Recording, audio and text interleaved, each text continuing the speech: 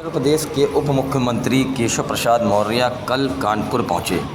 कार्यकर्ताओं और लाभार्थियों के साथ बैठक में शामिल हुए डिप्टी सीएम केशव प्रसाद मौर्य। जन चौपाल में भी सम्मिलित हुए deputy CM Keshav Prasad Maurya. BJP 45 वर्ष जनता और कार्यकर्ताओं के बीच है, बोले डिप्टी सीएम। उत्तर प्रदेश में बीजेपी कार्यकर्ता 2027 में 2017 दोहराएंगे। 2027 में समाजवादी पार्टी को समाप्तवादी पार्टी बनाएंगे कार्यकर्ता, बोले डिप्टी सीएम। सपा के पीडीए का मतलब परिवार डेवलपमेंट अथॉरिटी है। अमेरिका से राणा को भारत लाने पर डिप्टी सीएम ने प्रधानमंत्री नरेंद्र मोदी जी की जमकर तारीफ की।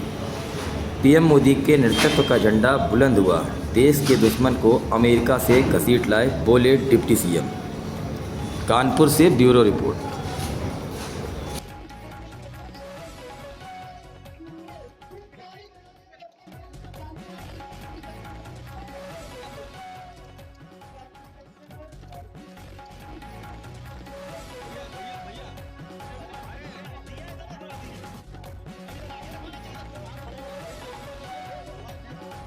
जनता पार्टी का स्थापना दिवस और स्थापना दिवस के बाद लगातार कहीं हमारे सक्रिय कार्यकर्ताओं का सम्मेलन हो रहा था, कहीं हर घर में भारतीय जनता पार्टी का ध्वज लगाने का कार्यक्रम हुआ।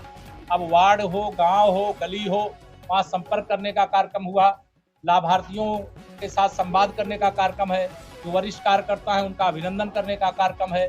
भारतीय जनता पार्टी लगातार जनता के बीच में भी है, अपने कार्यकर्ताओं के बीच में भी है और भारतीय जनता पार्टी लगातार मजबूत हो रही है। हम 45 वर्ष की शानदार और सफल यात्रा के बाद 46वें वर्ष में भाजपा को लेकर के आगे बढ़ रहे हैं। हम देश के 70% हिस्से इस समय भाजपा और भाजपा गठबंधन दल की सरकारें राज्यों के अंदर हैं। देश में तो हमारी सरकार है ही।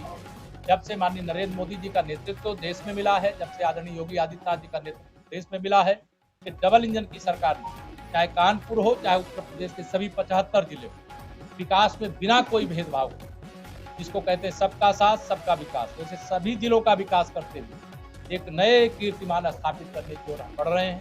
और हम पूरे विश्वास से कह सकते हैं कि 2027 में 2017 दोहराएंगे।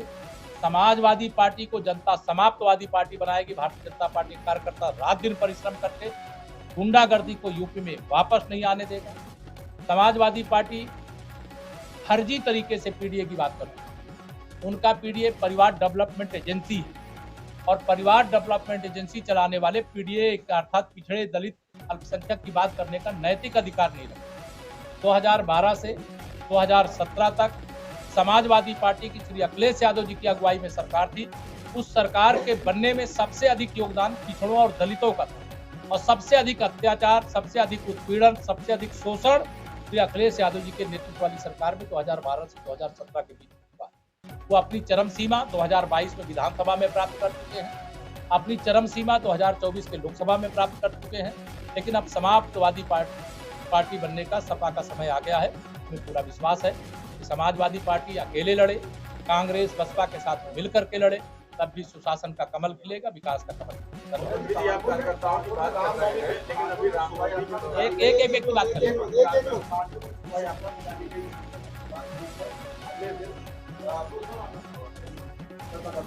देख लेंगे किस परिप्रेक्ष्य, अभी इसमें कुछ कहना नहीं है। मुकदमा किस परिप्रेक्ष्य में हुआ है, किसी कार्यकर्ता के ऊपर कोई गलत मुकदमे लिख करके कोई उत्पीड़न नहीं करने पाएगा।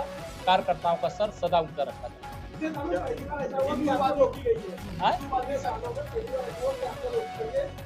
मैंने कहा सच्चाई का पता करके अगर कोई दोषी होगा अधिकारी तो उसका कार्रवाई भी करेंगे और कार्यकर्ताओं के सम्मान को आज हिंदूवादी संगठन जो है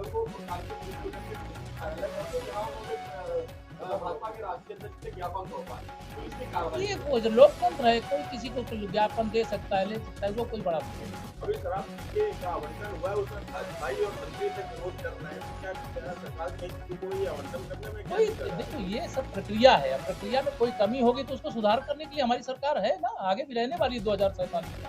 अभी कोई सपा बसपा कांग्रेस का नंबर नहीं है। ये तो माननीय नरेंद्र मोदी जी के नेतृत्व का झंडा और बुलंद हुआ। कि देश के दुश्मन को अमेरिका के अंदर भी अगर बंद था तो वहां से भी ला करके यहाँ सजा देने का काम, दिलाने का काम न्याय प्रक्रिया के माध्यम से किया जाएगा। और जो पाकिस्तान भारत विरोधी साजिश करता रहा है उसका खुलासा होगा। इसकी धन्यवाद।